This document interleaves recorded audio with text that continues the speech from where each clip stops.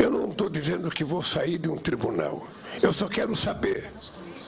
E isso só me apareceu agora, eu nem sabia da existência desse tribunal. Sabe? Eu só quero saber por que os Estados Unidos não é signatário? Por que a Índia não é signatário? Por que a China não é signatário? Por que a Rússia não é signatário? E por que o Brasil é signatário? Eu quero saber o que é a grandeza que fez o Brasil tomar essa decisão de ser signatário. Só isso que eu quero saber. Porque é muito... Eu nem sei se a França é signatária, não sei. Sabe? Me parece que os países do Conselho de Segurança da ONU não são signatários. Só os bagrinhos. Aí o vídeo. Convido o Coronel Gerson Gomes primeiramente para o comentário hoje.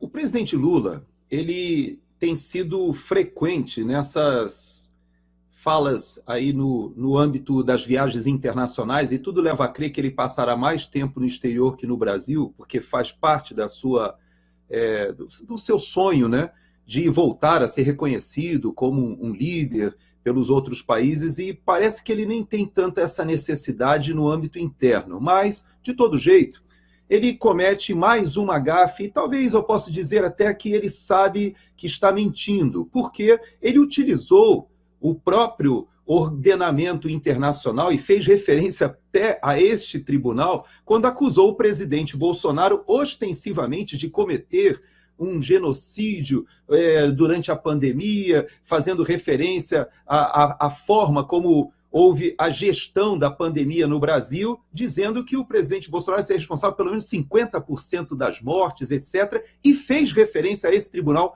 que ele diz desconhecer. Durante o seu primeiro governo, é interessante a gente observar que a própria equipe de governo ampliou e queria ampliar até mesmo o escopo do que está previsto o Brasil, e queria ampliar a participação desse tratado, estendendo o Brasil sendo utilizado para estender esse tratado para outros países. Então, quando ele coloca dessa forma, ele é um pouco cínico. Agora, muitas das vezes nós precisamos entender que o presidente Lula, ele fala coisas certas, mas no ambiente errado. O Brasil está lá no G20, o presidente Lula, será o próximo anfitrião da reunião do G20 no ano que vem, no Rio de Janeiro. O Brasil assume a presidência a partir de dezembro, mas veja como são as coisas no campo da diplomacia.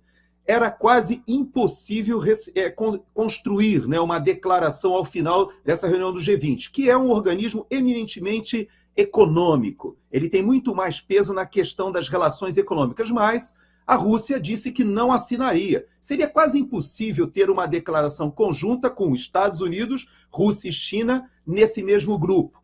Aliás, não só o Vladimir Putin não foi, mas também o Xi Jinping não foi. E como conseguir essa construção, essa costura? E a Índia conseguiu, por incrível que pareça, mudando uma simples palavra.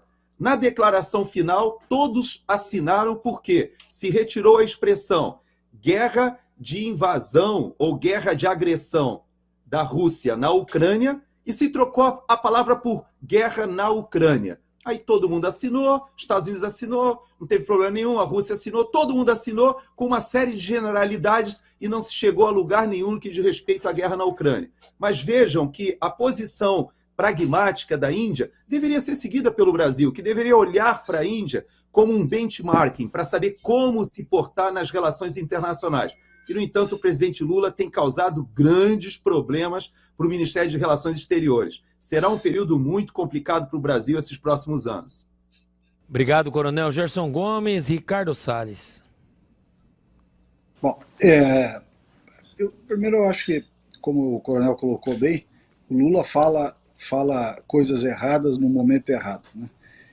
Eu queria contar um pouquinho. Eu fui, em 2 oportunidades, representar o Brasil no G20, obviamente na cadeira que me competia, que era a cadeira de ministro do Meio Ambiente. Uma das vezes, lá no Japão, em Kurosawa, eu fui como o ministro Almirante Bento, era um painel sobre uma semana de discussões sobre meio ambiente e questões energéticas. Então naquela semana, cada semana foi uma pasta, e essas reuniões terminam com a reunião dos chefes de Estado, né? Então vão os ministros, cada um na sua semana, cada um na sua pasta, e depois vai o presidente da República. Naquela semana que nós tivemos lá, Bento e eu, ficou claro, e aí posso levar a mesma experiência, posso trazer aqui a mesma experiência da COP. A COP que eu fui chefe da delegação do Brasil na Espanha, no final de 2019, também da mesma forma, o mesmo raciocínio que eu vou trazer aqui. A China e a Índia, os dois, têm posições muito pragmáticas, muito pragmáticas. A Rússia, de certa forma, está muito voltada para a sua realidade interna, pelo menos nas negociações que nós participávamos e tudo. A Rússia nunca se posicionou sobre nada assim muito relevante, né? As questões deles são questões muito internas. E a África do Sul, para falar aqui dos BRICS especificamente, era um país que meio que fazia o que a Europa queria que fosse feito, né? A África do Sul faz o que a Europa quer que faça, até porque o grande colocador de recursos na África do Sul são os europeus. Bom, por que essa questão é importante? Porque nós temos muita identidade com muita coisa com os indianos. A começar, inclusive, por algo que tem muito a ver com o nosso agro, que é o etanol, né?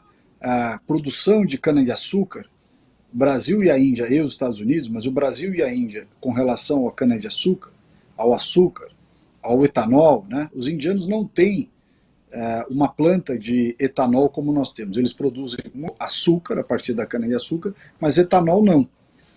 E, consequentemente, o etanol, nós teríamos com os indianos uma grande parceria para expandir toda a indústria de motores, carros flex, que tem tudo a ver com o interesse brasileiro. E também, por outro lado, todo esse papo de transição energética que os países europeus querem impor aos países em desenvolvimento, e nesse caso Brasil e Índia têm uma posição muito semelhante,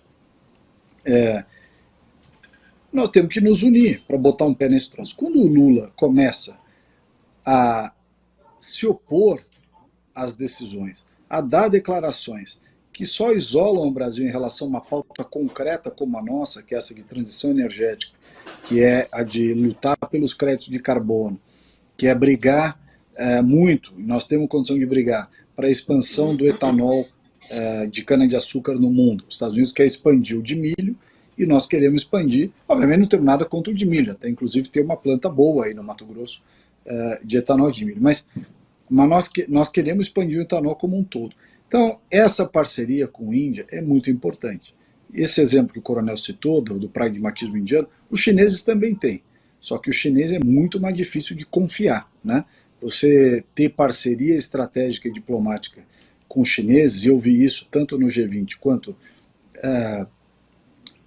na COP, é muito complicado. O chinês só joga para ele, não pensa em ninguém, passa em cima que nem trator de todo mundo, não tem o menor pudor. Os indianos são mais parceiros. De segunda a sexta, às 20 horas, horário de Brasília.